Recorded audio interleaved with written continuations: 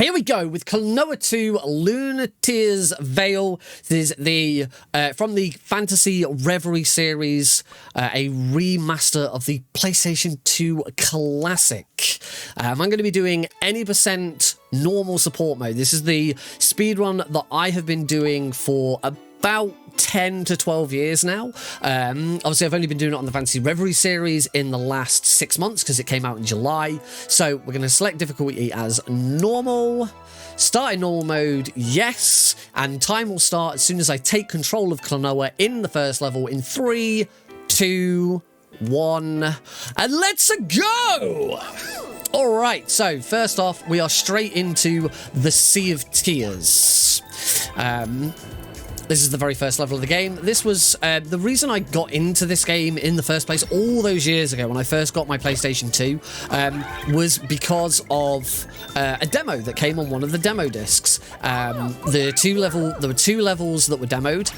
This and another level that we're going to see later on called Jungle Slider. And it actually wasn't me that really fell in love with this game and with that demo. It was actually my mother, my mum, who's outside of Candy Crush on a tablet, has never been that interested in video games. But at that time, she played the demo and she really enjoyed it. And she was the one who actually bought my copy of Klonoa 2, and I fell in love with it. I've been playing it for now what 22 23 years, something like that now, and then I started speedrunning it casually just as I finished university, actually. I've got a little story about that, which I'll tell a little later, because there's a more poignant moment in the game where it makes sense to tell that story. But as you can see, this is the opening level. We've got this really nice platforming, 2.5D style platforming. This is a fantastic example of how 2.5D worked back in those ages. And you'll see I've got a little doggy, what looks like a flying doggy, following me. This is Popka, and he is what makes this a support mode run. So there's two ways of playing. You can either play with or without support mode, and support mode is when I use Popka to give me this boost up into the air. I'll demonstrate this in a second. Gonna hop over that. Oh, I'll get hit by that move. There we go. So that boost up in the air, that is support mode. That is using Popka to hoist me up into the air. So we'll do it once again. Hi up. Now, support mode is primarily for casual play. It's supposed to be an aid that is done by the second player. If you plug in a second controller, it's exactly the same in the PS2 version. You plug in a second controller and you can use Popka to give Klonoa boost. The idea being, you're playing the game, you've got your little brother or sister, and they want to play and help out. So, you get them to give you a hand with the second controller. On this version of the game, you still, even for the PC version, you still have to have two controllers plugged in, which is a pain. You can't use a keyboard and a controller because the game recognizes both one controller and the keyboard as player one at the same time. So you still have to have two controllers plugged in. Now, thankfully, because it's the PC version, I can use a program called Rewazda to reprogram my buttons, and this is completely legal for speedrunning, mainly because it reduces the chances of anyone getting RSI or injuring themselves through overplaying. And by using Rewazda, I've remapped it so that basically the game thinks that most of my controller is actually my keyboard. It thinks it thinks that one button on my keyboard is player one's controller, and it thinks a couple of buttons on my controller that I'm using are player two. Very, very confusing. It takes a while to get it set up initially. Once you've set up, it's not too difficult. I'm obviously very used to it by now. I should not really have used support mode there, but that's fine. So, Popka, casually is supposed to just be a bit of an aid, a bit of fun for a second player. In speedrunning, we can use Popka to do so much crazy stuff and, really break the game in ways that it wasn't intending us to. And it's a fantastic tool for speedrunning. Now, it's not a particularly popular speedrun, mainly because, it certainly, historically, it did have to be done with two controllers. When I've been speedrunning this now for 10 years, but that was the PS2 version, and for that, I did have to use two controllers. I would have 2 DualShock 2s. I'd have one on my desk, and I'd kind of hover my hand over it, and I'd hold the other controller in my hand. But here's one of the advantages of the kind of things that we can do with Popka and abuse the 2.5D nature of the game. What we can do is we can just hop up here, and now we have made a big shortcut without having to go round, because the game doesn't expect us to be able to jump that high. So that's a big advantage. Why not use big toe on controller? The difficulty with Popcorn, it's still present in this as well, is there are actually 2 buttons to control Popka. You have to push the start button on the second controller to hop him in and out. So I've just popped him away, now I've brought him back out. That's the start button on the second controller, and then you use the square or circle button on that controller to make him jump. I'm going to abuse the 2.5D again here by doing that. Grab him, throw him over there, and as I say, it really allows you to make some shortcuts, ignore some puzzles later on. This gets into a very puzzle-heavy centric run later, which you'll see in a little bit. I'm going to hop over here, throw that at that, then pick up that moo, and now this little guy is respawned. And when I say abusing the 2.5D nature, it's not just abusing it. As you can see, the game utilizes it itself. With that little puzzle there, you have to throw objects into the foreground and background in order to do some of the puzzles. So it utilizes the art and the way that the game is presented in such a unique way. It's one of the things I really love about this game. It's very cute. It has an amazing soundtrack. There's some absolute bangers later on, and the way that it utilizes the 2.5D is really interesting and different from other platformers,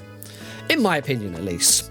All right, we've got our first boss here at Klonoa Temple. We are going to take on Fulgurine, the Armor Beast. Here he is, such a beast. And he is in sort of this circular ring around him, and this is quite typical of the bosses in this game.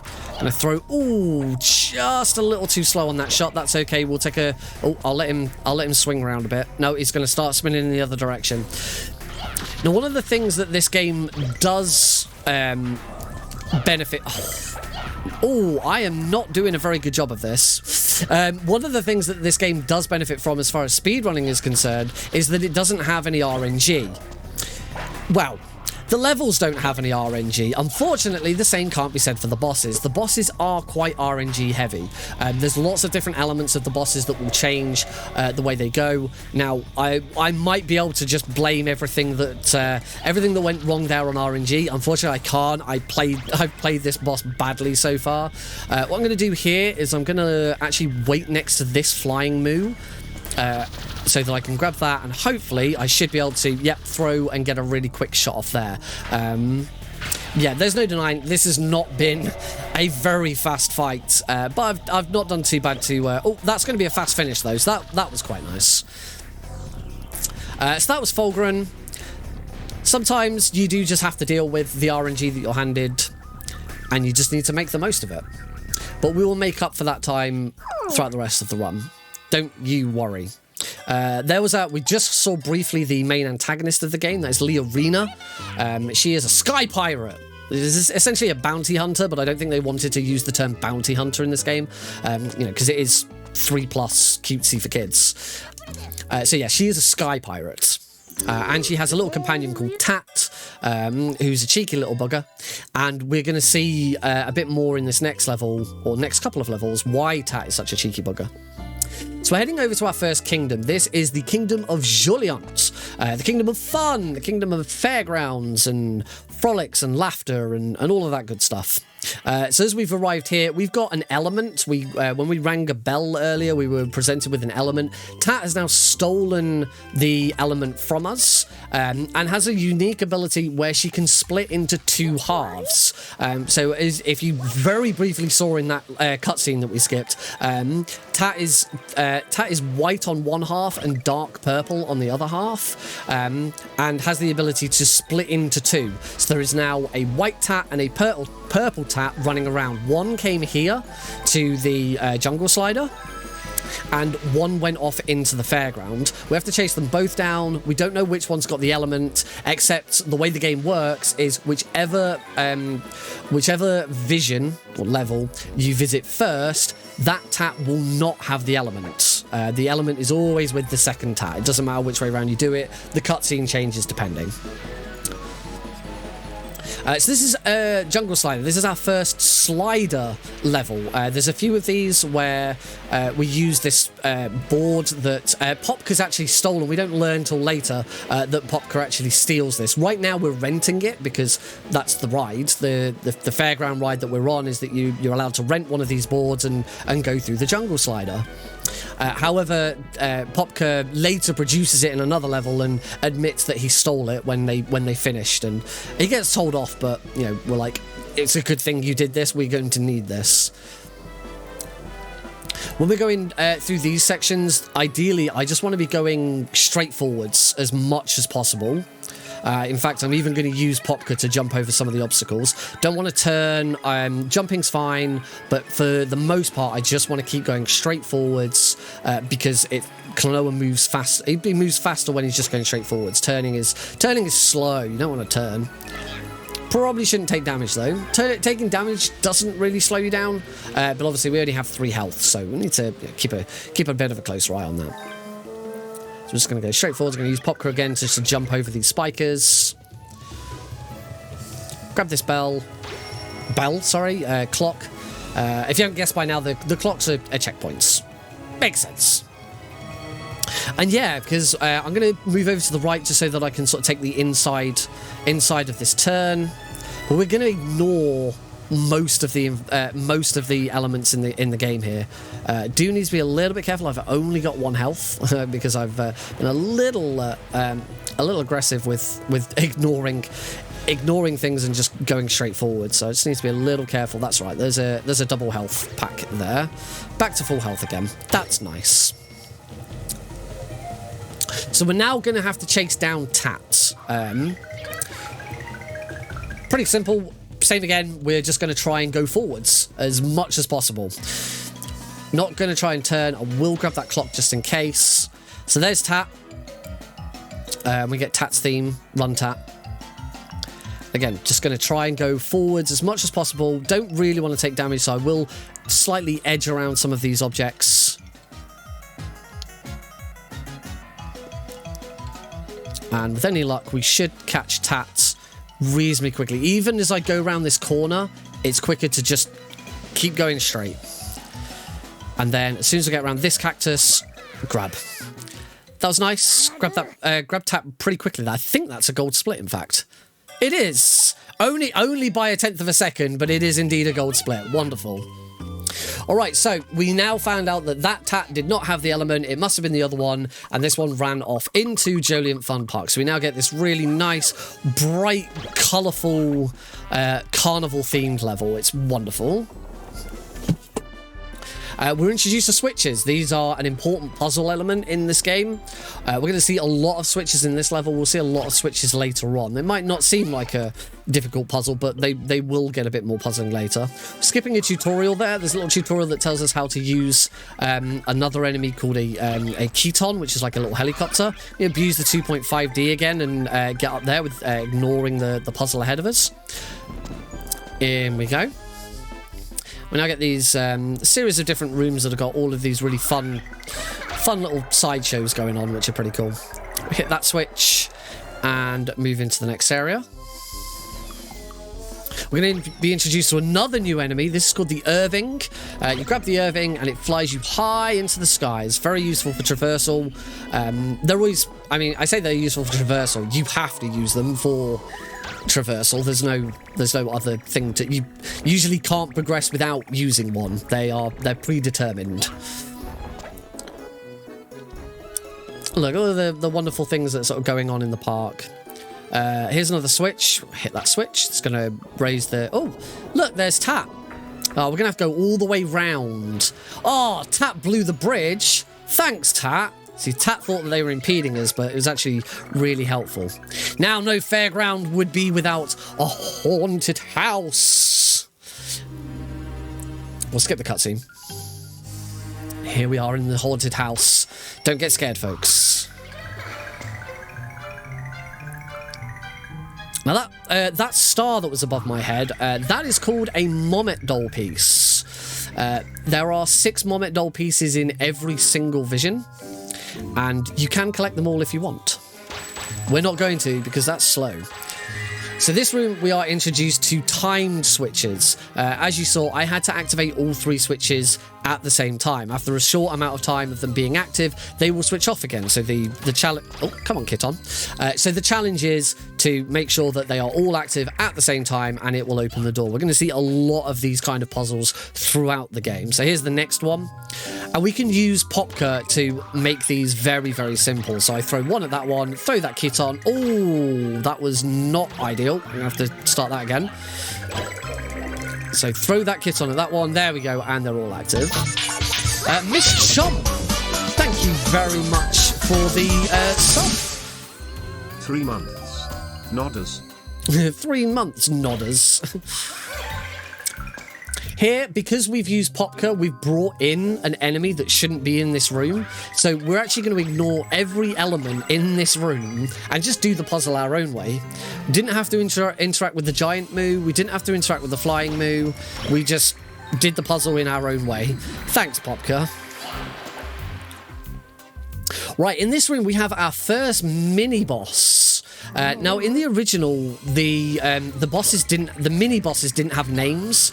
They added names to the mini bosses in this remake, and they just call this one Ghost Balloons, which is a really dumb name. It was actually Tat all along, so we'll keep chasing Tat. Oh, Miss Chompy's stars. Oh, hey, stars. I was thinking 3 months. I don't recall anyone called Miss Chomp subscribing to me before, but Stars has finished their rebranding. Congrats. All right, now, kids, if you're watching, do not be like Klonoa here. Do not run on roller coaster tracks. Very, very dangerous. Very bad for your health. Always, ride in the cars, hands and arms, legs and arms inside the vehicle at all times. Very bad, Klonoa. Don't do it. Don't walk on roller coaster tracks. Right, there's Tat. We're gonna have to chase him down and catch him. It's just gonna be pretty simple. We got him. I'm gonna throw him as well. That was the fun park. Now, what does every carnival or fun park have that we haven't encountered yet? If you're thinking a Ferris wheel, you're wrong. The correct answer is Flower Clown. This is the next boss. This is Leptio the Flower Clown. He is, at the same time, my favourite and least favourite boss. Mechanically, I hate this boss. There's a lot of RNG. Like here, the moos didn't jump in a very nice location. I'm going to need to throw a moo across there to keep it. I've got to keep him moving here. I've got to keep hitting him. If I don't hit him after a certain amount of time, he will stop spinning. He'll go back into the center, and we'll have to restart this phase. Well, I say restart the phase. His health won't go back up. It's more that... There we go. So if I'd not hit him there and he'd gotten back up, he'd then go back into his jump phase where he jumped over. And I'd have to do that bit again. There's a lot of RNG in Leptio. Even this is, as we go into stage 2, he has this big thing. I need to try and stay close to him so he does a spin attack. And the main part of the RNG with the boss fights is where the moos spawn. That was a really handy spawn. But the first one wasn't. I wasn't anywhere near them, and that's where the main part of RNG comes in. But I said mechanically, he's my least favourite boss. As a character, he's my favourite boss because I just love how he talks. He's like, ho, ho, ho, ho. He's such a wonderful character. It's great. I love him. But I hate this boss fight. This boss fight is so annoying. No, please don't get that moo. Ah, phew. Save the moo so that I can throw it. And that is Leptio, the Flower Clown. Second boss has been defeated. That wasn't a bad time, actually. Wonderful, vision clear. Slowly making up some time for that terrible Fulgrim we had right at the start.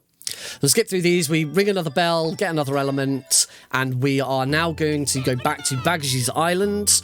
Bagage is just this wise old mage who basically tells us where to go next.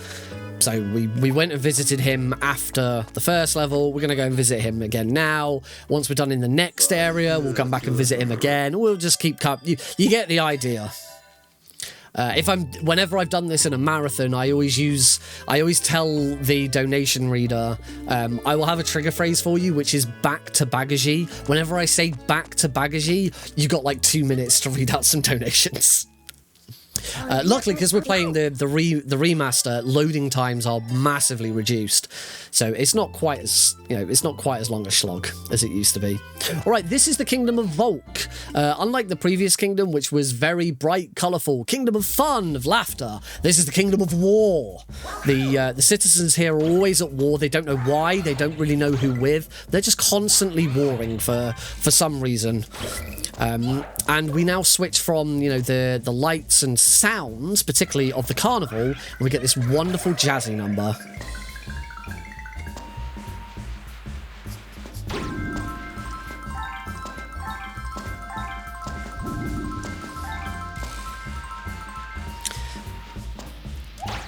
Yes, as I've already mentioned, I absolutely adore the soundtrack to Klonoa. It's a wonderful selection of music, and there's still more bangers to come. So enjoy.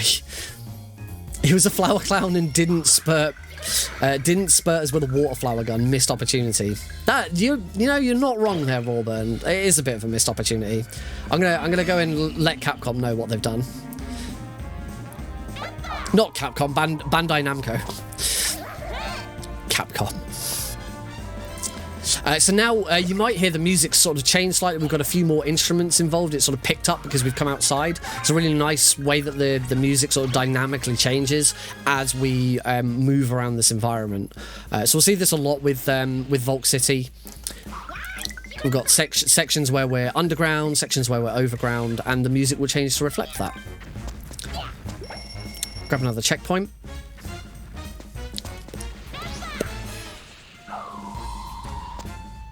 Now, another thing that this game does very well is it reuses levels. So this is the first level that we're going to return to later, and I'll explain a little bit more about it later, but the game's very good at recycling the levels, but making them feel fresh, and as I say, you'll see why later. So we're going to go back underground. The music's going to dip down again. Get a bit more moody.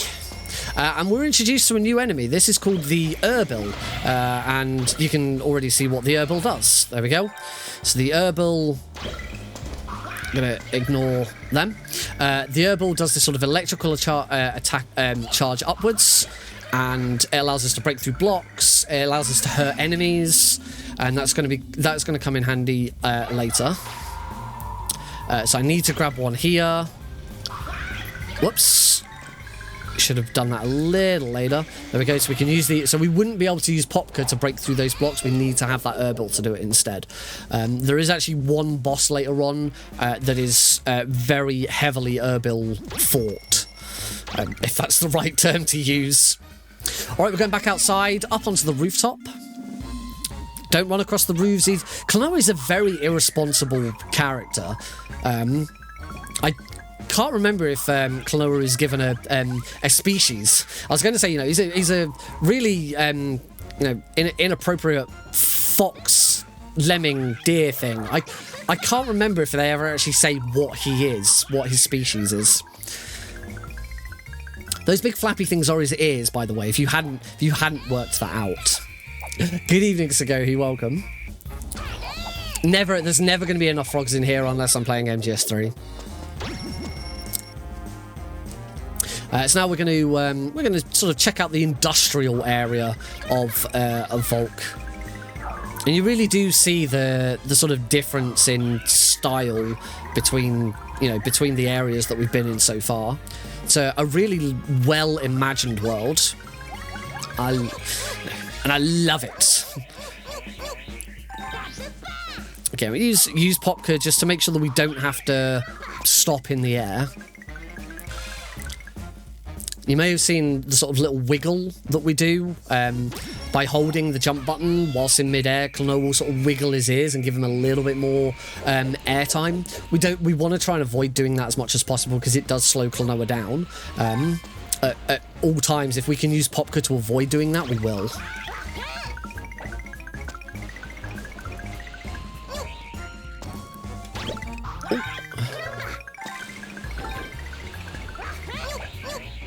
There we go. Lovely.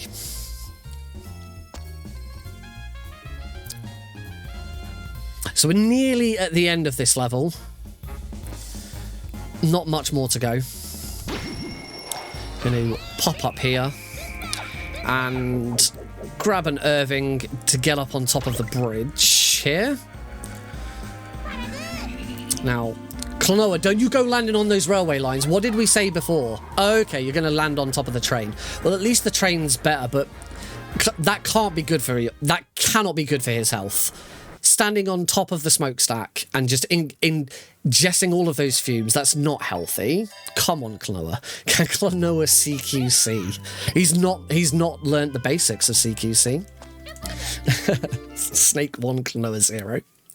Alright, Underground Factory. This is the first level that really starts to showcase some of the funky things that this game has, such as this. That was called a Super Bounce. There are 2 jump inputs in the game. This is present in the PlayStation 2 version. It's present in this remake where you have 2 buttons that can initiate a jump. By hitting both at the same time and getting your timing right, come on, I got the first, there we go. And by getting your timing right, you can initiate a super bounce. By doing this, we have stopped the floor from spawning, and I have gone around the floor and down to a later level. That saves about 20 seconds, that skip. It also means there were 2, you saw some lurking eyes there. Those are those big worms that we saw in Lakusha. And thanks to, excuse me, who would have thought that constantly talking can really do a number on your throat? By skipping down through the level like that, we actually skipped them spawning, and they spawned a lot later, so we didn't even have to interact with them. These are boomies. Boomies explode after a short amount of time. We're going to use this one. Oh, I've messed that up. Just got to wait for Popka to respawn. I'm going to use this one to get up on top of here. I'm going to bounce off of it, keep myself in the air, and not touch the floor. So we've had a moment where the floor didn't spawn. There should have been a locked door there. And by keeping off of the ground, spawn points for certain objects in the game tend to be on the floor.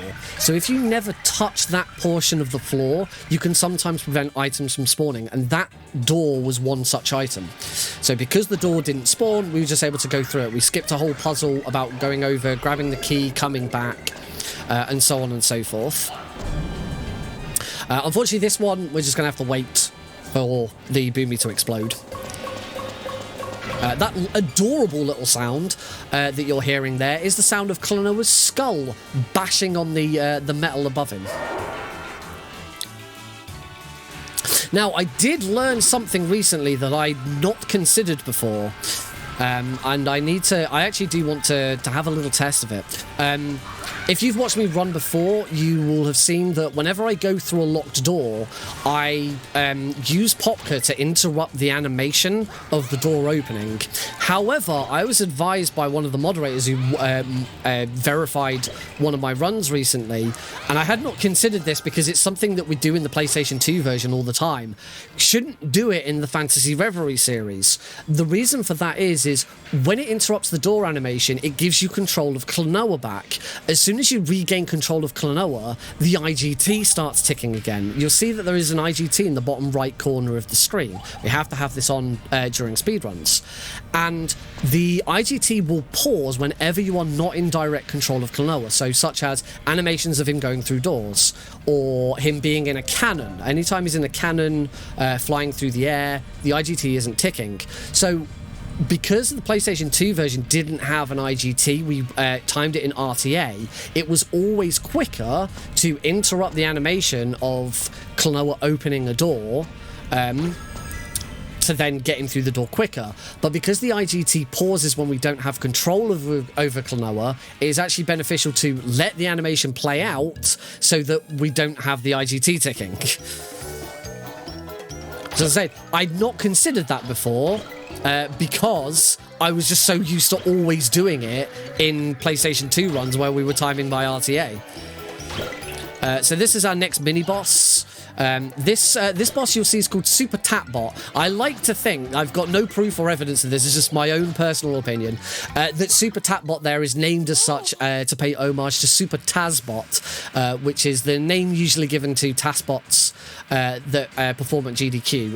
Tazbots, if you don't know, are tool-assisted speedruns where you have a computer running the game and they do all sorts of funky stuff because you can select the inputs by frame and things like that. They're very funky, you should definitely watch them. So yeah, I like to think that it pays homage to that with the name Super Tatbot, but I've got no proof of that. It's just my own speculation.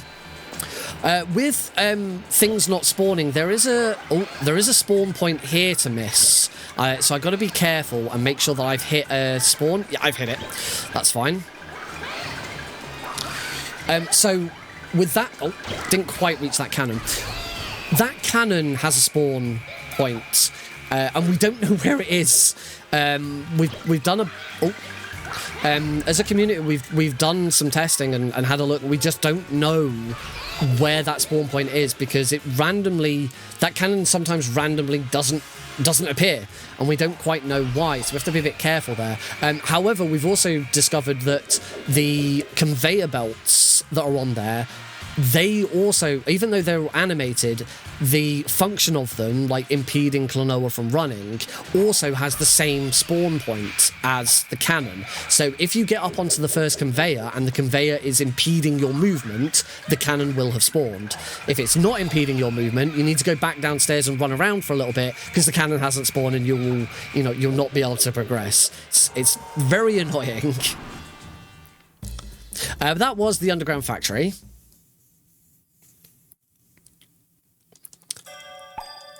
So we've done 2 levels in an area, so it's time for a boss. We're going to go back to Volk Hall for our boss, the Mobile Tank Biskarsh. This is just a security bot that's on a bit of a rampage. Doesn't like us being here, so we're gonna have to defeat it. Unique one, this one. It's not in a big ring, as have the previous 2 bosses have been, and we have to fight it from above. So we're going to be grabbing these flying moves, jumping on the trampolines, and hitting it from above like this. And we'll just rinse and repeat. It's a fairly simple boss. There's no RNG in this boss, which is one of the nicer things about this one. It always moves in the same way, which is yeah, really nice. It's going to come across here. I'm going to bounce on here. So as we go into phase 2, it does a slightly different attack pattern. It's going to bounce up again. Bounce. There we go. One more hit, and we are done. Wait for it to start moving forwards. And that is the Mobile Tank Biskarsh. That was a really good fight. There's a couple of things you can do, but they are like almost frame perfect to speed that fight up. They're not worth doing in a full run. But that's the tank destroyed. And now we can move on. And live split didn't split automatically. So earlier I said that we were going to return to Volk City, and this is returning to Volk City now. This is now Vulcan Inferno. So it's the same level layout as before, but some things will have changed. As you can already see, the first thing to have changed is that these walkways are now on fire. The reason for that is, the reason we've been in Volk City and we have gone to the city and we've gone to the underground factory is that when we arrived at Volk Hall, Leorina was there with a machine, and that machine was trying to recreate the ring that Klonoa's got. She's trying to make her own version of that ring so that she can ring the bells that we've been ringing, which isn't ideal. We don't want her to ring the bells. There we go. We can use Popka there to not have to wait for ages for the little floaty platforms. So we went to 2 different power stations, one in Vault City and one in the underground factory, to turn the power off so that her machine could no longer be powered. Unfortunately, after destroying the tank, we discovered that now the city is on meltdown because there's no power to stop the reactors and things like that from going into meltdown. So the city's kind of starting to break down. We need to get to one of those machines and restore some of the power. But there are gimmicks when we return to levels, and this one's gimmick is we're now being chased by the tank. The tank is not yet dead, and we've now got to destroy it. We're now going to run away from it. We've already destroyed it once. We will find a way to destroy it. Now, thankfully, because we've got Popka, we can really get nice and far ahead of this tank. The tank is never going to be a problem. It catching us up there is completely scripted. We just keep running away, but it will never get close enough to be an issue because we're so much faster. Oh, that was a bad miss there. Oh, that's a really bad miss. That's taken us right back to the start of the fight, or start of the chase rather. All right, I'll do this again and hopefully not make that same mistake. Was there really not a? There really isn't a clock. There's no check. It's quite a long checkpoint, this one. No, there wasn't a checkpoint here that I missed. It's just a really long checkpoint. I was hoping I might have gotten a super bounce there. Oh well, second time's the charm. Right, so go back down into the bowels of the city. Luckily, the tank can't get us down here, so that's nice. We're not going to wait for that. There we go. We weren't going to wait for that floating platform. Just going to skip it. And ignore the enemies there. We'll use Popka to grab the serving. Get back up to here. So again, this should all look very familiar. We've already done this section once.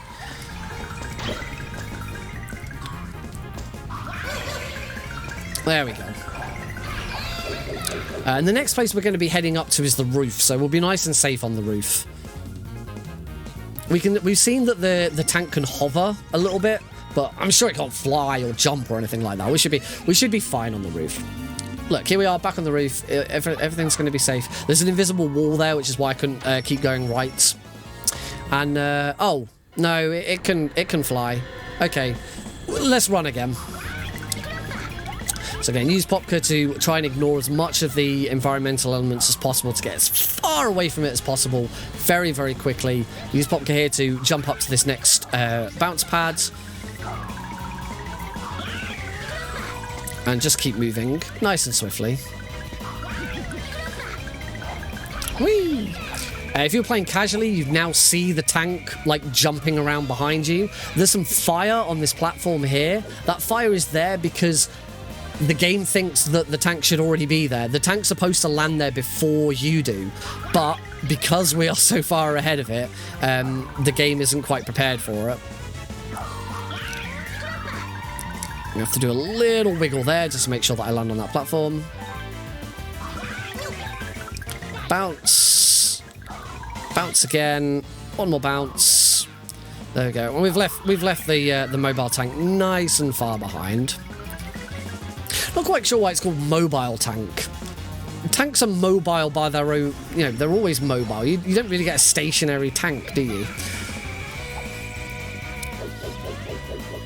Tank's going to start at the other side of the room. We just need to try and avoid it and not take damage. We'll do a little super bounce there to keep up in the air.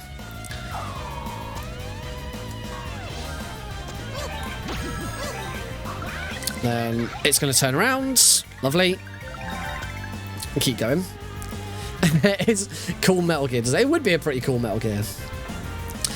Here, not worried about taking damage from it. We'll just take the hit. Quicker to take the hit and move on. And we're at the end of the level now. You remember the train tracks from here, so we've got to tell Klonoa once again, Klonoa, do not climb on the railway tracks. Bad Klonoa. Don't worry, he's not going to. Well, he actually does. He actually runs along them. The train comes in one direction, the tank comes from another direction, they collide, Klonoa ducks down beneath the tracks and holds on for dear life, and then he climbs up and runs along the track. Very irresponsible. Such an irresponsible boy. But that is the Kingdom of Volk finished with. We are now going back to Bagaji so he can tell us where to go next. And next we're going to go to the Kingdom of Mirror Mirror, which is a snowy level. It's the upper left corner of the map. And this snowy level up here, we can't just walk there. There's a big lake, but there's a big boat there. So we're going to commandeer this boat. This boat is called Ishra's Ark. And we are now about halfway through the run. Roughly. Ishra's Ark is a very long level, and it's a very puzzle-heavy level. We're actually going to be introduced to a new enemy and a new puzzle element. Well, a new enemy which is a new puzzle element. And it's a very clever puzzle element in the way that it works in the game. I'm going to grab this moo, hop up here. Can do some bouncing here. I'm going to bounce here, and then at the apex, bounce there. Use Popka to skip a bouncing pad. Nice. This level also has my favourite skip in the game. It's a skip that saves a good few minutes, and it'll be coming up soon. So here's this new enemy that's called a Laquari, and every time you hit an enemy with it, it changes colour. And all you have to do is you have to get the colour to match up with the gem that I don't know why I did that. To match up with the gem that you're trying to get past. After hitting one enemy, it will turn yellow. 2 enemies, it will turn blue, and 3 enemies, it will turn red. So we go, hit 2 enemies, it turns blue, we can go through. Now, the main bulk of this level is going to be the 3 engines. The first engine is behind that door, but we don't have a key. So I'm going to use Popka to... Ooh, didn't quite get up there correctly. It's quite a tight jump, that one. There we go, that's got it. So now we've got a red crystal coming up. So we're going to 1, 2, and 3. Now it's red. And we're outside. So here is, as I say, my favourite skip of the game. It's the first major thing that I learned how to do. We're going to ignore that engine. And hopefully, first try! Beautiful. And by doing that, we can use that move, which we shouldn't be able to get yet, and Popka to get up to this level, hit the switch, which activates the engine. We haven't powered the engine up yet, but we have now activated it with that switch. It's really nice when I get that trick first try. It usually takes me at least two attempts, so whenever I get it first try, it's always really nice. It's the first major skip that I ever learned in the game, and I love it. I love it a lot. The next engine is in a locked door behind me, and you might be thinking, Nick, you've already got a key, what are you doing? Unfortunately, each key is coded to a specific door. We cannot just use any key to get through a door, because at this point we shouldn't have this key. We should have already used this key to go into the first engine. So we're going to go and get the second engine key, and now we'll go into the engine. We'll actually see what the engine is and how the engine works. Yep, I forgot about not activating Popka there, and yes, I did see that the IGT started ticking again as soon as I really took control of Klonoa.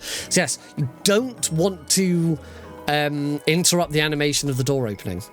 So here's engine number 2. You can see there's a red sort of light in there. So what we're going to do is we're going to get a Laquari to a red state. There we go, and throw a red Laquari into the engine like that. That's the engine powered up, and now we need to go and flick the switch to actually power the turbines that are moving the ship. But obviously, we skipped that with the first one. If you would like to see that engine room done, then check out one of my hard runs.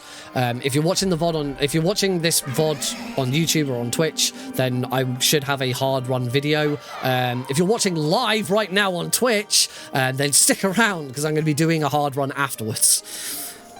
So we've got another switch here, so we're going to hop up here. I'm going to throw that liqueur over there and do that. Now the game actually wants us to hit that other flying moo, but because of Popka we can skip that one, which is good because it's really annoying. Grab this little pink lum. And that's engine 2 complete. Checkpoint. Use the moo to get up here nice and quickly, and we're going to barrel our way over to engine 3. It'll be the same again. We'll go into the engine room, we will get a red liqueur into the engine, and then find a switch to power it on. The switch to power this one on is the end of the level, because then Ishra's Arc is going to take us over to the Kingdom of Mirror Mirror. So there's the door, but obviously we don't have the key yet, so we're going to have to keep going round, and we're going to do a lap of this area to get the key and get back to the door. Didn't use Popka there, so I can use him here. Head over into this area. I'm going to ignore the checkpoint that's there. The advantage of ignoring that checkpoint is that it will still be there when we do lap 2. Of this area. It means I don't have to try and get the higher up one. There's a moo there that we can't grab, which is a real shame, because if we could grab it, we could probably end the level earlier. The platform above us is where the exit is. There's a switch up there. Once we hit that switch, that's the end of the level. Unfortunately, there's just no enemies in that area to let us get up on top of there, even with using Popka. So we still have to go around it. If one day we manage to figure out a way of skipping that, then this will be engine 3 skipped, and Ishra's Arc will become a very, very short level. So here, going to open the door. I'm not going to use Popka to interrupt the animation. I've been running this version of the game since July when it came out, and it's only this week. In fact, it was only this morning that I learned that you shouldn't interrupt the door animation. There. Throw that one there. And there we go. There we go, engine's powered. We can now use that platform instead to get up.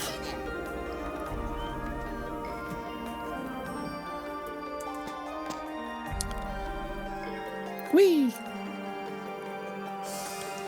I'm going to use Popka to get up there because it's quicker than waiting for that purple or pink lum thing. These things aren't called lums, they just remind me of the lums from Rayman, so I just always call them lums. Someone out there will know what they're actually called. You know what? I'm gonna play this a little more dangerously, I think. I'm not gonna get the checkpoint. Oh. That was nearly fatal.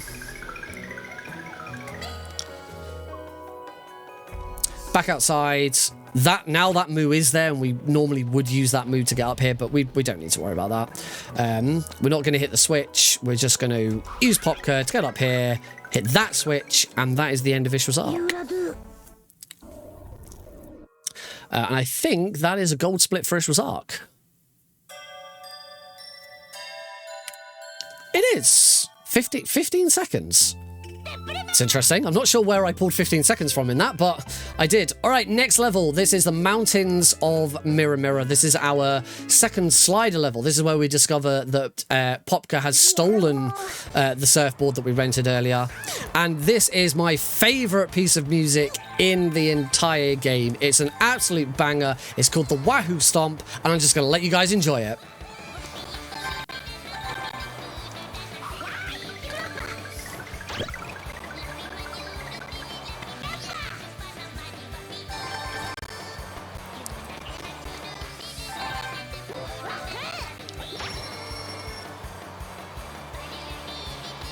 Are you the baddies? Hey, we're trying to save the world. What's stealing one surfboard to save the world? In this room, there's a load of spikers, but it just so happens if you just hold forwards and don't turn, you won't hit any of them. This one will look really close, but we don't actually hit its hitbox. We don't take any damage. So we can just hold forwards and just get through this whole area without turning, which is obviously faster, as we talked about earlier.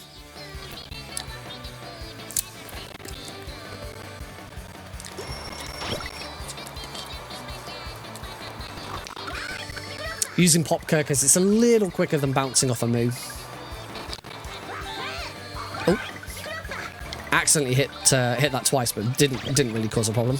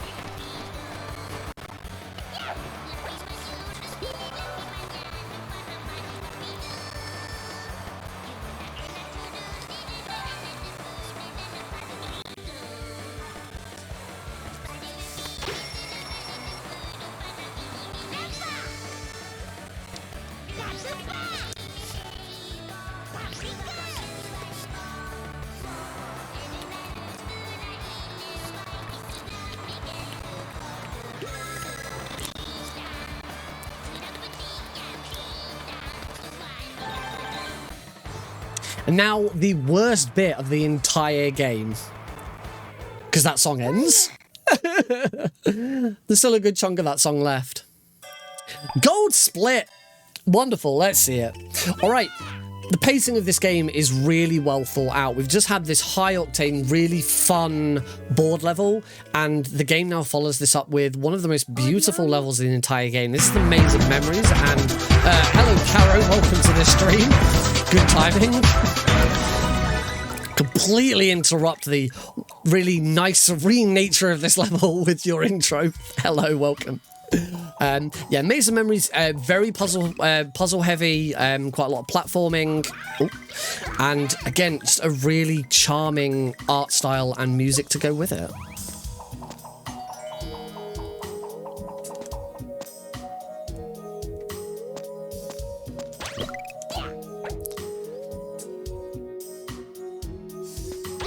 Got more switches, so I'm going to hit that switch, throw that boomy at it, and go through.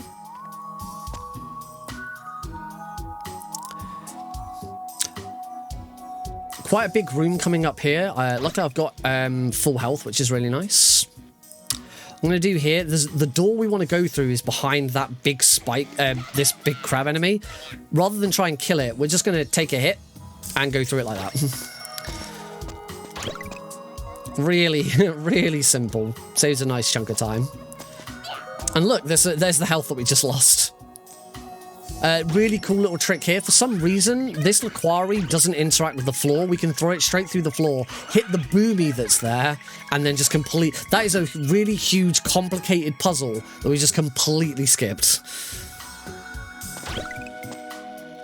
And in this room, we want to keep this Erbil that I've grabbed. I'm going to use it to get over an invisible wall. Go this way. And as we hit here, I'm going to now turn around, use it and Popka to break the geometry of the level again and do that. And then this is a really tall room full of lots of enemies. And I'm going to have to bounce off some of these enemies in very quick succession.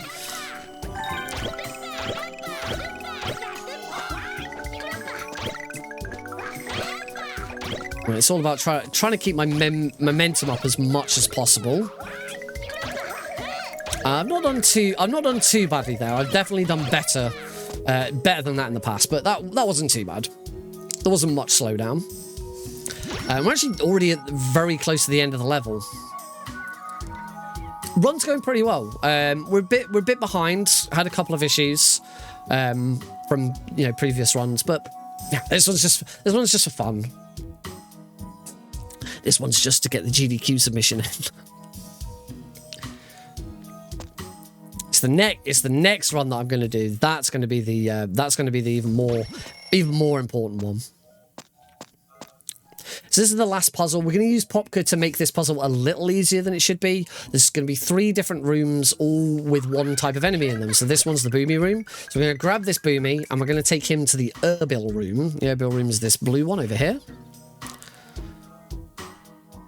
We're going to drop this Boomy here, leave, and come back in again. If you ever leave a Boomy in a room whilst it's waiting to explode, it will just explode. And as a result, going out and coming back in again is quicker. It explodes a lot quicker. The other advantage of doing that is that whenever you go into a low transition, the IGT pauses. So, whilst you're waiting for it to explode, you're also pausing the IGT, which is obviously a lot quicker as well as we calculate this game in IGT.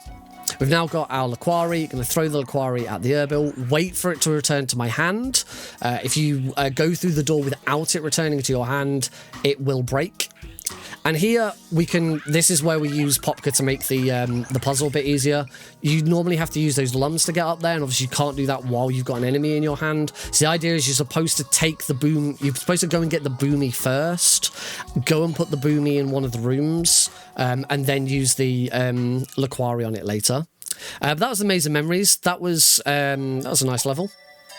We got our next boss. This is a unique boss because he's not done in the sort of traditional ring manner that we've done before. He's not even done on foot. This is a completely exclusive board boss. This is Palante the Hatchling, or as we've started calling him in my community, KFC, which does not stand for Kentucky Fried Chicken. Instead, stands for Klonoa Fast Chicken. Right towards the start of this run, I talked about how I got into speedrunning this game, and I said I'd sort of tell a story later about it, and this is the right time to tell that story. Palante the Hatchling has 2 phases. You can see in phase 1, we're just using these speed boosts to catch up to him. Klonoa Fast Chicken! We're using these speed boosts to catch up to him and just slam into him. In phase 2, we're going to do the same, but when we reach him, instead of slamming into him, he's going to spawn a bunch of surfing moves. They're going to charge towards us. We're going to grab them and throw them back at him. If I grab every single one of those moves and throw it back at him, we will get the fight done in 1 phase. If I miss any of them, we will have to repeat this whole, surfing down the corridor and speeding up, because it will not be enough damage to kill him. The first time I ever got this trick right was the reason I started speedrunning this in the first place. I was revisiting uni for a 24-hour LAN, and they were doing speedruns, so I learned this as my speedrun, and the first time I ever got this phase right, like this. Oh, that one was a lot slower. The first time I ever got that trick right was during the live showcase of that run. It was a really nice moment. The main difficulty with that trick is that the first 2 moves that come towards you are always the same. They're always in the same position. They move at the same speed. The other 3 that move towards you are random. So if you get one really fast on one side and reasonably fast on, all the way on the other side, it can sometimes be impossible to get it right. So there is some RNG luck in there. I got very lucky and I pulled it off. Bagagie, back to Bagagie once again. This is the last time. That is the last time we are visiting Bagagie. We are not going to go back to Bagagie again. Instead, we're going to go back to La Lakusha. So, the previous boss that we beat, once we beat him, we were going to go and ring the bell. Unfortunately, Leorina got to that bell first, and she rang it. Now, Leorina is not pure of heart. She has evil intentions, and the bell didn't like that, and so now things are starting to go wrong. Is the best way of putting it. Oh, that was close. I have to wait for one of these. There we go. So the unique element of this one is whenever we're inside now, the air is poisoned. And whilst the air is poisoned... Oh, that was foolish. Whilst the air is poisoned, Klonoa's basically an oxygen meter will slowly deplete. His oxygen meter will increase again if I get to one of those statues or I go back outside. I need a super bounce here. Nice. But don't worry, our oxygen will never deplete. There is no danger of that. So now we're back outside. We're fine. And we're moving on. So you can see that everything's a little bit darker. The colour of the area is all purple. It wasn't purple before. The mood has shifted somewhat. A backward schlong jump. We're back inside, so we're back on the oxygen tank. Here, we're going to grab up the quarry, throw it to there, go over to this one, get over to here, and I've got to do a little jump there. Make sure you don't throw that just from a standing position. You'll probably hit the floor. We can do the same trick we did in the first iteration of this level by skipping a bunch of that. Grab that, throw it over, get the worm.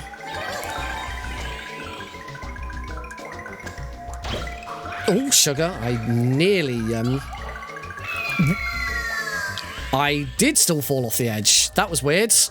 Okay, we'll do that again. Huh. There we go, use Popka to keep going. There we go, that's how you... Nice, we got there eventually. Alright, back outside, off the oxygen. We don't have to be on, super tight timing. Gonna hop up to there.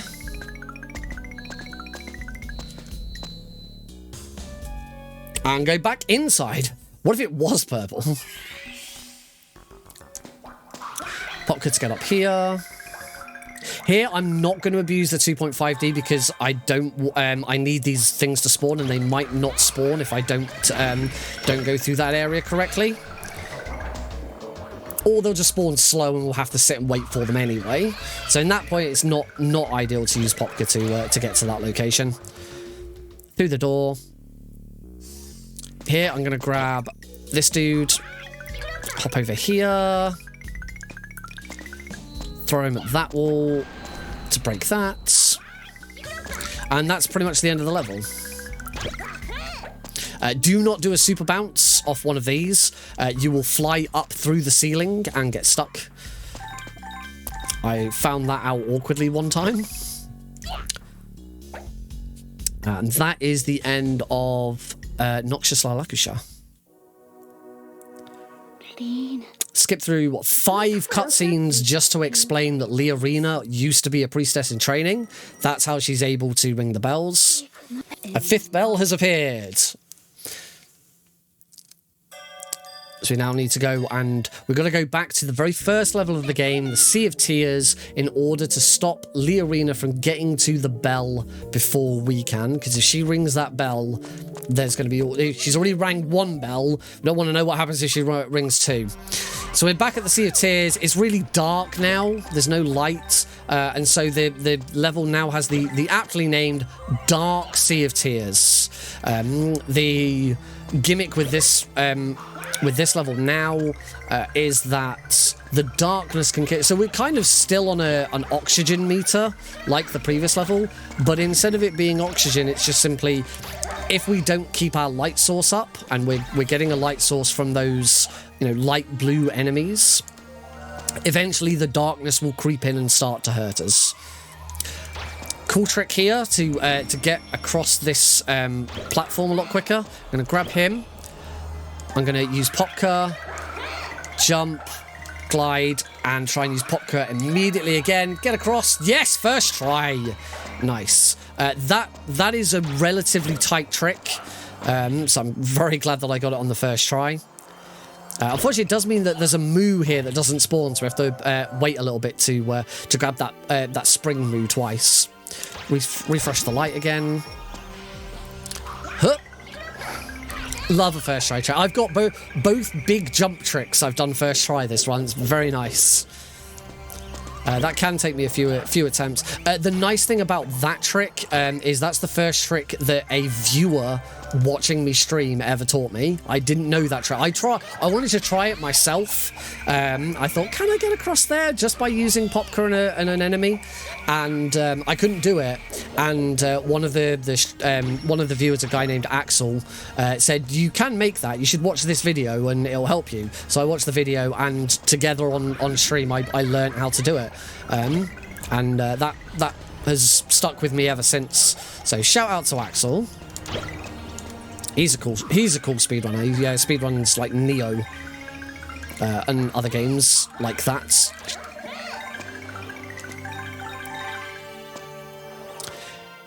Continue on. We got a very easy. Oh no, wrong room. We're just gonna damage abuse through those. You're supposed to jump up, grab the enemy that's above, and then throw those are armored moves. I don't think we've really touched on armored moves before. If you hit an armored move, then it will shed its armor, and you'll reveal a normal red moo underneath it. There's also a extra armored moo. We'll see those later, which have got 2 layers of protection.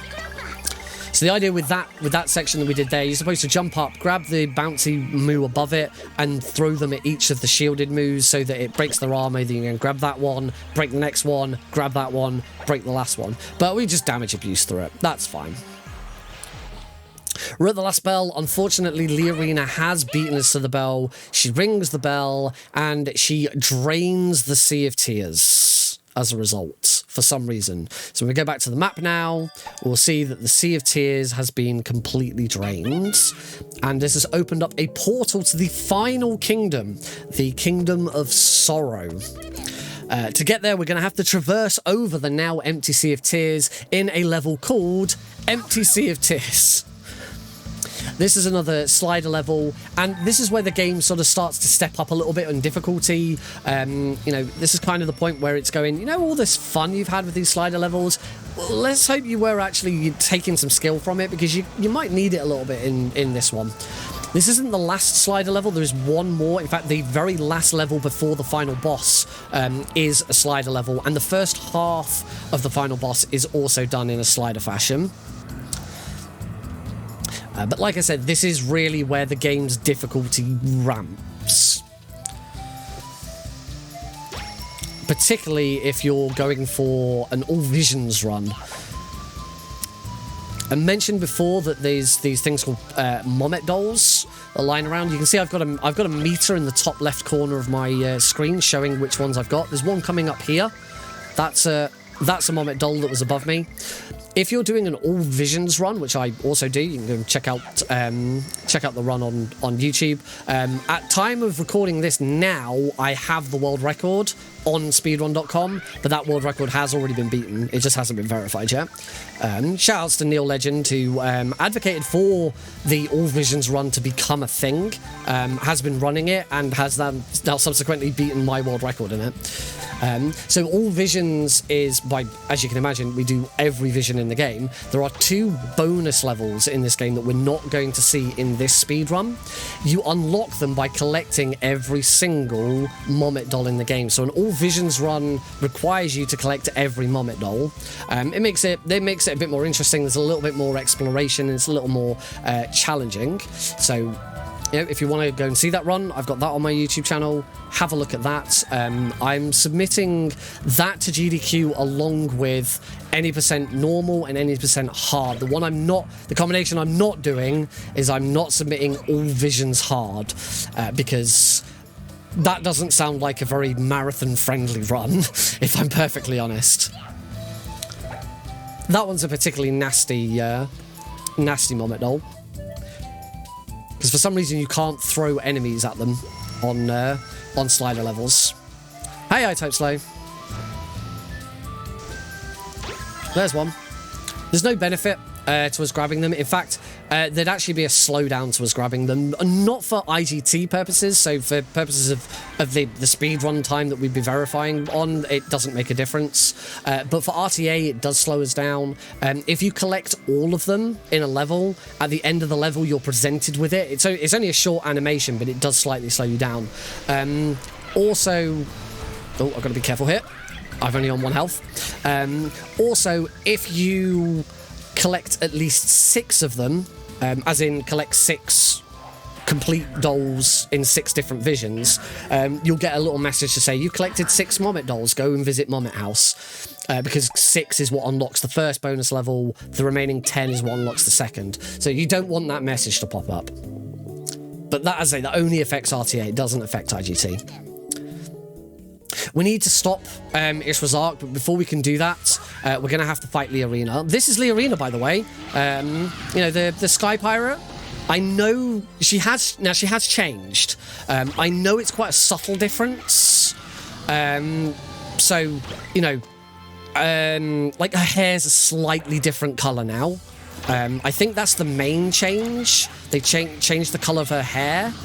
But yeah, like I said, it's a pretty subtle difference with the change from, you know, her Sky Pirate form to her cursed form. Ooh, mistimed that jump. Oh, she's broken my build. Oh, I've mistimed that jump as well. This is not going very well.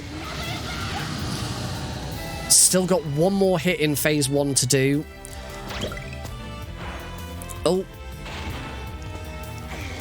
No! And that is a death. That is... I did not time that very well. That was better. Alright, we'll have to try this again. There we go. She's now going to jump high up into there. Again, there is RNG. There is RNG in this boss fight with where the Erbil spawn, exactly where she jumps and moves to, and this second time round, the RNG has not been overly kind to me.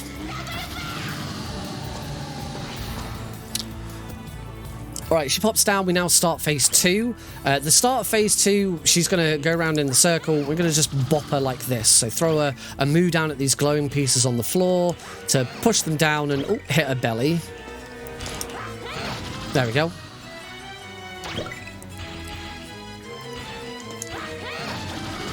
Wonderful. Stage 2.5, we've got a couple more hits to do. We're going to return to the bases of stage 1, but she's going to go from white to black and purple. So she's even more evil. Same as stage 1, just she's a lot more aggressive now. She jumps higher, she jumps faster. We're going to hit her. We'll try and get around here quickly enough. And I'll let her jump. And that's Cursed Leorina. That was fairly slow. Although by the looks of the live split, my previous time on this, I did a really bad job of that fight as well. So, no, not too bad. Not too bad against my previous splits, at least. We're still 25 seconds behind. There is time to catch that up, particularly in this next level. So we're going to go back to the Arc. This is the Arc Revisited. Now, in the Arc previously, we were trying to power on the engines. This time we've got to shut them down. So we used the Quarries previously to power on the engines. This time we're going to use boomies to blow them up. These boomies, well, not that boomy, because I missed that boomy. Not that I was going to use that boomy to blow it up. We're going to do another trick. There's a trick called the Arc Revisited engine skip, and we can do this 3 times. We can try this trick with all 3. The first thing I did in this level, there was a checkpoint clock outside, which might seem a bit odd for a checkpoint clock, you know, outside, right at the start of the level. But because I hit it, that is currently my active checkpoint. What I'm going to do is I'm going to throw a boomy into the engine.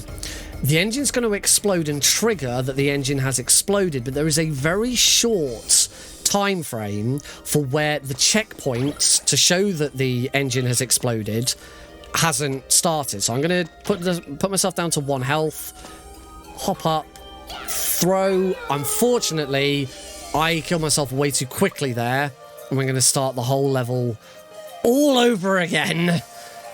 That was not good. So unfortunately, that was too fast a death, which is definitely not what we wanted. I do have to go and re-get the key. The key doesn't hold on. I'll just, yeah, that was a really bad time loss. Get out of the way, Moo. So I'll try that again. It gives me a bit more time to explain it. So there is a very short window between the trigger for the engine exploding and a checkpoint being created upon the explosion of the engine. And in that short time frame, if I can take a death, the engine will still be marked for explosion, but we will return to the previous checkpoint. And the next place we need to go to is just outside. All we got to do, the engine will start to explode, and we'll need to get outside. So I'm going to try this again. There we go. Hopefully, I got that right. I should now spawn outside. I haven't. Unfortunately, I was too slow. You only get 1 shot at it unless you're too early, like I was a minute ago. So now you'll see that we've got a bomb countdown. All we've got to do is get outside of the level. Or, sorry, not outside of the level. Get to an outside portion of the level in order to escape. And this... Come on. There we go. We get 3 shots at this for all of the 3 different engines.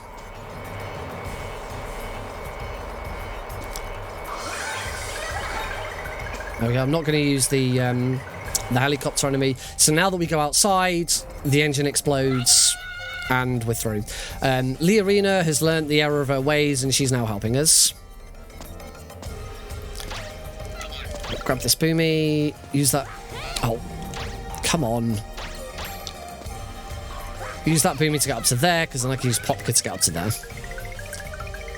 So we've got 3 attempts. We're going to try it with engine 2. Now, unfortunately, engine 1, in my opinion, is the easiest, and I've missed engine 1.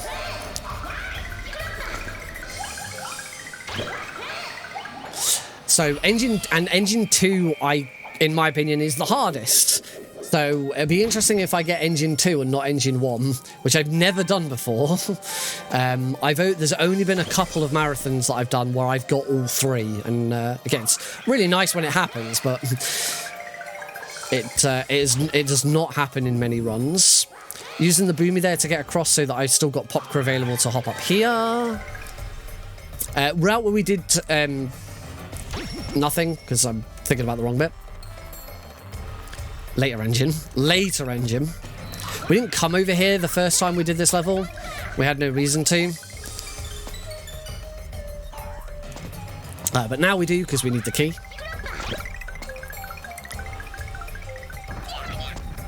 I took damage. I need to take damage so that I'm only on 1 health. Would have been better to do it so I bounced back the other way, but oh well. Okay, get an extra life. That's nice.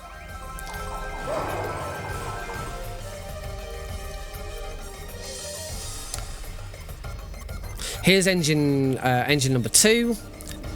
So you can see there's a couple of spikers bouncing up and down. That's what we're going to use to try and take this death. But never mind. I decided to grab the checkpoint there. So I guess I'm not going to do the death trick here, because if I took a death, I'd just go back to the checkpoint that I just hit. That was not the greatest moment for me there. So we'll just do engine 2 normally. At least I'm not losing any time by accidentally dying too early. You can't die too early on that one. There's no way of dying to that spiker too early. Yeah, unless you don't even throw the boomy into it. Luckily, the trip back from engine 2 is really short. It is the shortest of the 3 trips back. So if you're going to miss one, engine 2 is the one to miss. Evening Silent, welcome to the stream. Doing okay. I've had an okay run up until now, and it's kind of started to go a bit pear-shaped. Sure, isn't ideal, but oh well. We'll finish it anyway. It's more about the commentary for this run anyway. Gonna throw the moo at these things. Got no idea what these things are. Like, the blue lines are obviously exhaust vents, but those things that I broke, they look like pieces of fruit. Why is there really big, long pieces of fruit protruding out from the bottom of this giant boat? It doesn't make any sense. There's a lot of this stuff in this game that is never explained. And we are just left to our own imagination to decide what they are. Like, these are obviously exhaust vents. You know, this is... you know, fire from the engines, you know, excess fire from the engine. Yeah, a bit like, you know, the crossguard on Kylo Ren's lightsaber. Wow. I never thought I'd be able to compare Klonoa 2 to Kylo Ren's lightsaber, but I did. I'm pleased with myself. Use Popka, get over to the other side of this. Little wiggle means that we don't get chomped by the worm there. Grab the Irving. Up we go.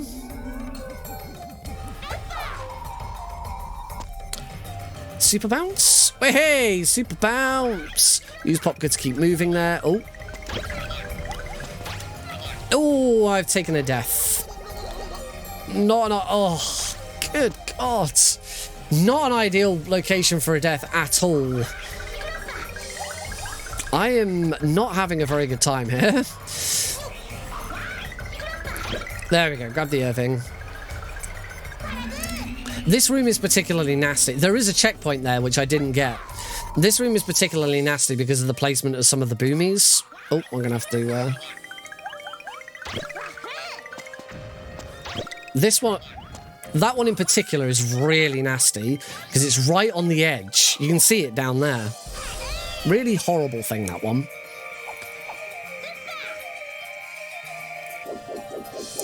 Grab the checkpoint. Which I've desperately needed because I've now taken another death. Plus up there. I'm gonna grab that extra life there because I feel like I'm gonna need it. I've still got one more deliberate death to take. Was not intending to take so many deaths this level. Into the cannon. We're just about to hit the 1 hour mark. Well, 1 hour in IGT. So we've been at this for an hour and 20 minutes for RTA. Heading on over to the final... heading on over to the final engine. Grab him just so that he's out of our way. We're going to have more boomy stuff to do in here as well. So we need to break this block, so we'll... whoops. Grab that boomy. Kill him like that. Grab the Laquari, because we've got a... oh! Mistimed that throw. Got him. Throw it at that one. Throw it at that one. And we're through. Oh, look, health. Health is good. I like health.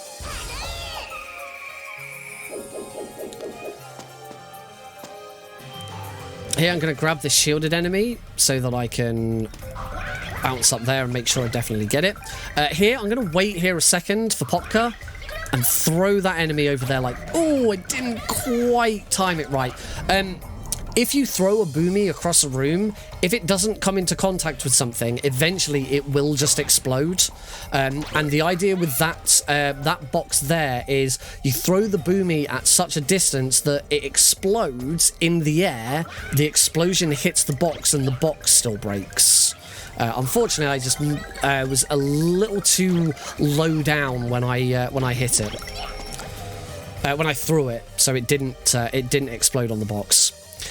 We've got the key, we've got the checkpoint. We're going to try the trick one more time to skip the engine on the way back.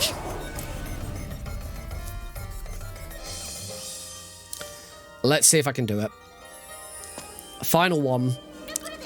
Don't get that checkpoint. I need to take damage so that I'm down to 1 health. Blow the engine and then get out. So 1 hit, 2 hit. Timing was good, but was it good enough? Yeah, there we go. Okay, 3rd time's the charm. I got the 3rd engine skip. That's what the engine skip should look like. Wonderful. Unfortunately, as a result of how badly that level went, I am now 2.5 minutes behind PB. But we will continue on and finish this run. As we go into the very last platforming level, this is the Kingdom of Sorrow. This is the 2nd longest level in the game after... Oh, extra life, that's nice. After the Ark Revisited, the level we've just done is the longest level in the game. Very somber, solemn level. Just going to wait for Popka to come back. There we go.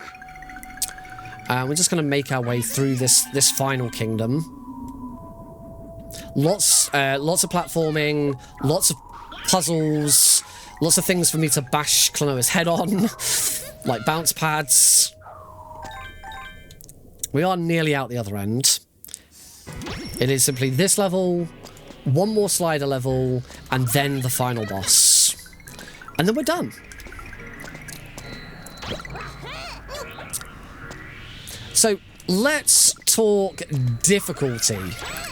So I'm playing this on normal difficulty, and the reason why there's 3 difficulties in the game: easy, normal, and hard.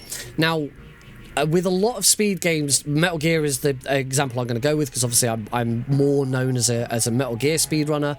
In Metal Gear, you tend to find that people either do one of 2 things. They will speedrun the easiest difficulty because it is therefore the fastest, or they will speedrun the most difficult difficulty because it's the biggest challenge. And in a lot of cases, the middle difficulties don't get much of a look in. A great example of this is Metal Gear Solid 1.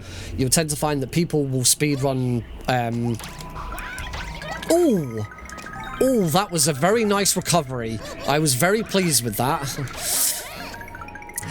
People on Metal Gear Solid 1 will either speedrun easy, because it is the fastest and the easiest to pick up. They won't speedrun normal, because normal is so close to easy that you might as well just get the time saved from doing easy.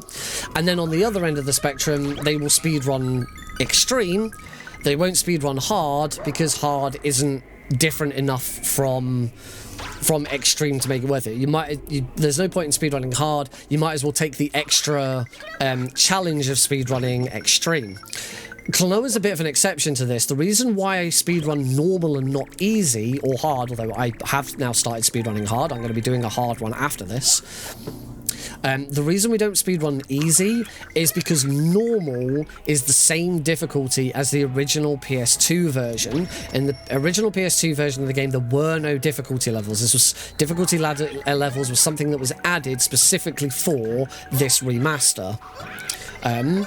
So normal matches the original game. Easy makes it much easier. Instead of having 3 health, you have 15 health. You have 5 hearts, and each hit you take depletes a third of that heart, meaning you have 15 health altogether. The bosses have less health. You have unlimited lives, and your wind bullets, so that's this thing that we use to, this thing that we're firing, travels a lot further. Normal matches the original. I believe you start with 5 lives. Obviously, you can gain more lives throughout. Nice. Oh, I missed that one. I hate this room. This room sucks. Because as soon as you miss... It's just a really annoying display of skill that you don't have to display this skill anywhere else in the game. This isn't something that you've really been... This isn't something you've really been learning or practicing up to this point. You've not really needed to accurately throw an enemy like this at any point in the game. So this just becomes very trivial. I'm just doing a really bad job of it. So I'm just going to play this safe. I'm going to wait for it to spin all the way around. God, I'll try. Yay, there we go. Awesome. Got there in the end. We have a few of these fuel quarry puzzles. This one's not as bad. Hop up here.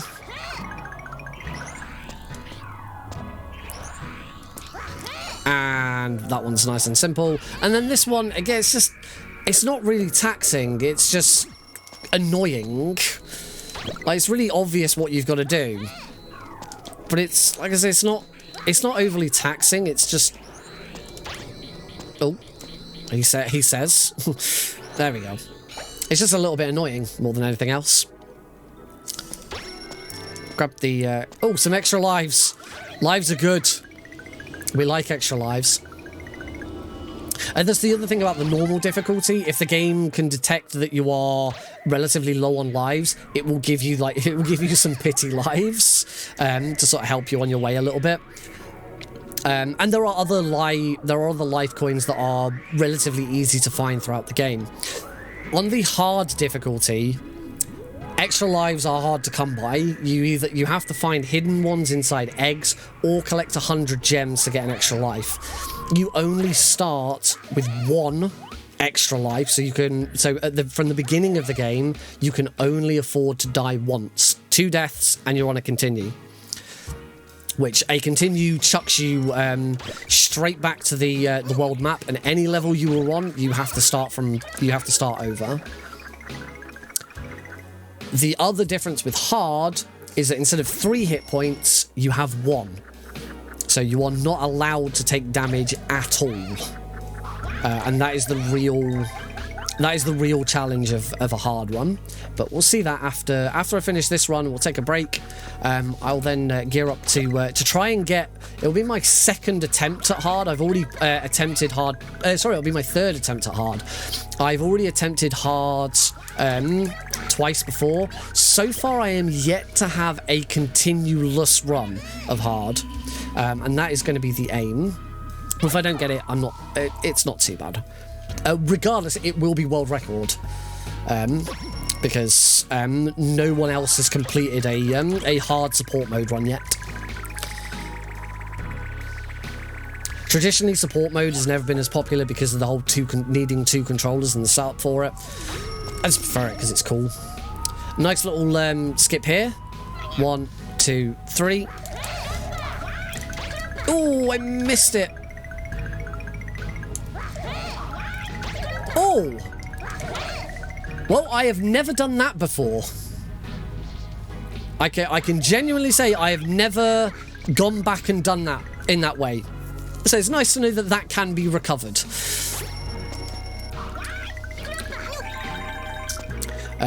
We are almost done here in this level. And as we approach the final room, mainly because we're already behind, this isn't going to be a PB. That's never happened before. It's really nice to know that there is a recovery option for that skip. Because this isn't going to be a PB or anything, I am going to attempt a skip that I don't usually do.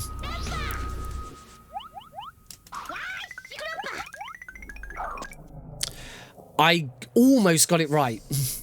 I'll give it another go. So I managed to skip into the back into the previous room.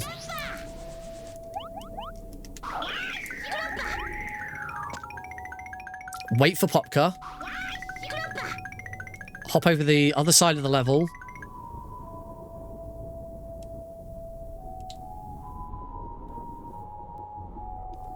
I wasn't supposed to hop over the other side. I wasn't supposed to jump. We're now, I believe, just going to fall forever. I think I'm now just going to fall forever.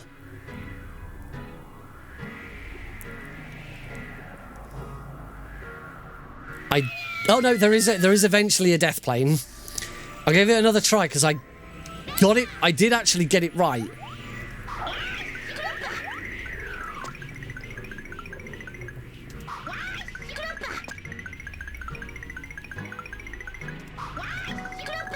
There we go, and that's the end of the level. Got it in the end. That is the first time I have ever got that trick into a run. I have never... I've practiced that trick before, and I have done it in practice, but I've never put that trick into a run. Unfortunately, it hasn't saved any time because I, messed it up twice and really badly messed it up at one point. I'm glad that eventually Klonoa did die. I thought he was just going to fall forever. But that's kind of why I was moving to the right, because I figured that the death plane was going to be on the right. But yeah, basically you just wrap around to the other side of the room, and being on the other side of the room triggers the end of the level. So that was really nice. It'd be really cool to actually get that first try. I have a much better idea of how it's supposed to work now as well. So that's a really cool trick.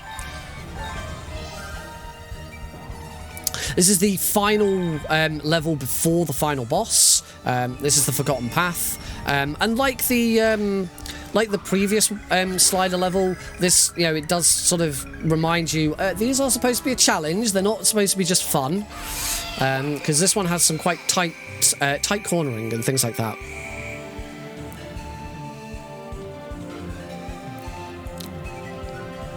Like this big room where we have to go round and round in circles a lot.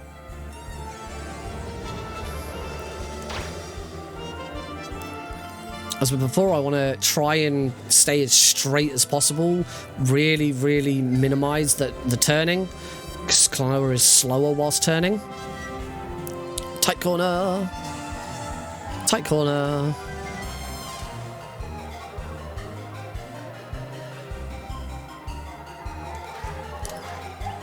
Oh, I can't use Popka in that room. Forgot about that.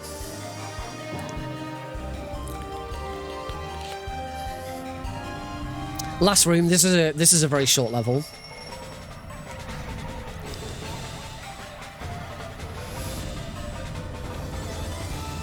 Just got to be a bit careful with this corner. That's why I'm a little bit quiet, so that I can concentrate a little bit more. Up over here. There's a little path off to the left coming up. We're going to ignore that path. If we were doing an all visions run, we would go up that path and do a death walk back.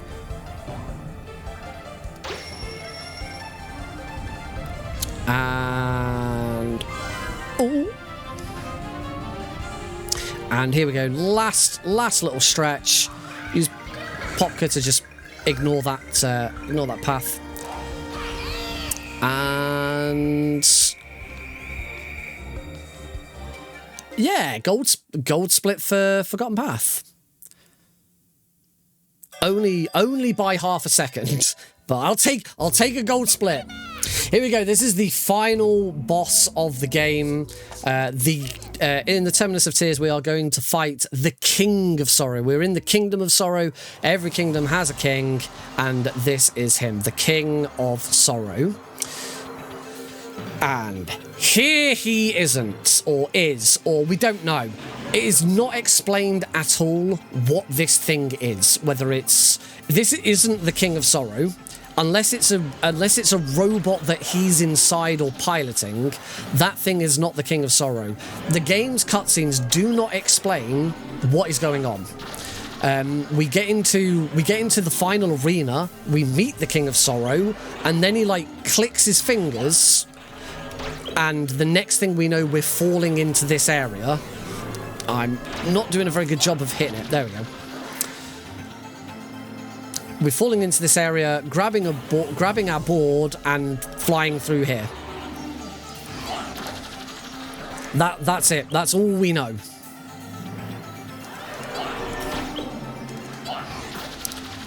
One more hit, I think. And then we'll go on to phase 2 of this fight. Yep, there we go. So that's phase 1 of the fight over. Too spinny for my motion sickness. Well, that's only the first phase. The second phase, we're now going to go into his arena. We're back to the sort of traditional ring around him kind of fight. Bit of RNG here with which of these ball spawns. That was nice. Really nice RNG there. And all I've got to do is I've got to fire these at these spheres. that was a really nice phase 1. That was super fast. I might be on for a really good King of Sorrow here. So here, RNG was not on my side. He threw the other ball down. So I'm just going to wait for him to throw this one down. Take a hit there. Same again. I've got be careful. Oh, wow. Well, there goes the idea of me getting a good time on this boss. Oh. He is being mean now. He clearly did not like how quickly I took him out in the first phase. One more. There we go. All right. Phase 2 coming up again. Come on, RNG. Be nice to me. Throw this one down. There he throw both of them down. Oh, took a hit. Oh, no, not again! Just the timing of this has been so annoying. What? I hit that!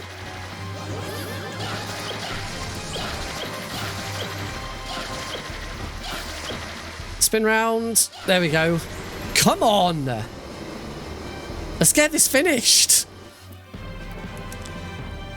Final phase again. He's been nice. Oh!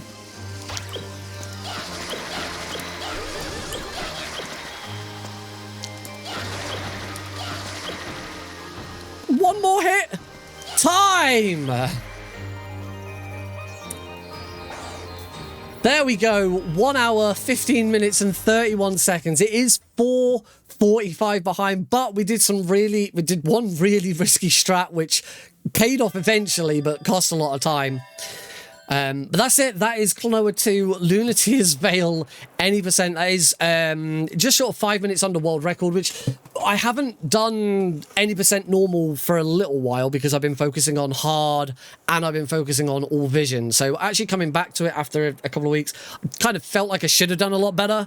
But at least I now have a really nice commentated run to show off, and that was the point. So this, even though this wasn't a PB or world record, I will still be putting this on YouTube because it's the commentary is really strong to talk about it. Stick around because if you are watching the live on Twitch now, I will be doing another run, but I'm going to do hard next. So that was just the warm up. So yeah, we've got to watch through the credits in order to verify the time. To verify the time, what we're going to do, go back to the main menu, load our save, and the load will show our IGT. Now, we already have live split is accurate. The bit at the end of the game, we could see what the time was, but we do just go back and double check it with the save time just to fully verify it. So we do get to enjoy the credits. So I hope you've enjoyed watching this run. You know, if you've been watching the VODs, give it a like. Go watch one of my other runs. So I do all visions and hard as well. Only support mode at the moment. I'm not too interested in non-support mode, but I will tackle it at some point in the future just so that I can get on the boards and actually have a time on there, because that would be nice. So non-support mode is doing the same again, but without Popka. So yeah, that's it. We're just gonna wait for the credits to end and then go for a break.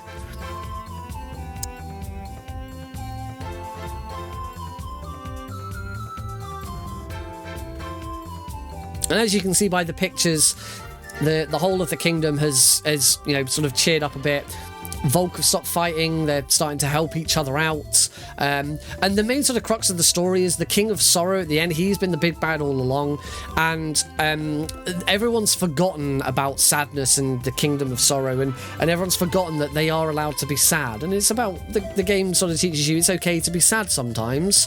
And by, you know, the folks of Lunatia coming together, learning to embrace that sorrow rather than just try and ignore it, they've started to empathize with each other, and that's brought them together to work together to rebuild Volk, to have a happier, nicer life for everyone. It's a very uplifting story. And then Klonoa leaves. He leaves all of his friends behind and buggers off on his next adventure, which never happened. Well, I don't know where the adventures exactly sit in the timeline. There are 5 Klonoa games, not including remakes and remasters, because Klonoa 1's been remade twice. Klonoa 1 on the PS1, Klonoa on the Wii, and then Klonoa 1 on this remaster. Although this remaster is a remaster of the Wii remake, but a nicer remaster. The Wii remake wasn't very well received. But there are then also 2 Game Boy Advance games as well, and they are very, very good. And there's also a beach volleyball game for the PS1, which I've never played. I've played the 2 Game Boy Advance games, but I've never played the others. I've never played beach volleyball. I still, to this day, haven't finished Klonoa 1. And I'll say, good morning, Nick RP Green, because it was all a dream. It was everything we did was one big dream. Sort of. It's kind of how it works. All right, so we'll now go back to the main menu and we will verify that time. Continue. There we go. 1 hour, 15 minutes and 31 seconds. That is it. Thank you very much for watching. Go check out one of my other videos. If you haven't already, go check out the world record for this run, which I do have on my YouTube channel as well. Assuming I haven't beaten it by the time you're watching this. Thank you very much. See you in the next one.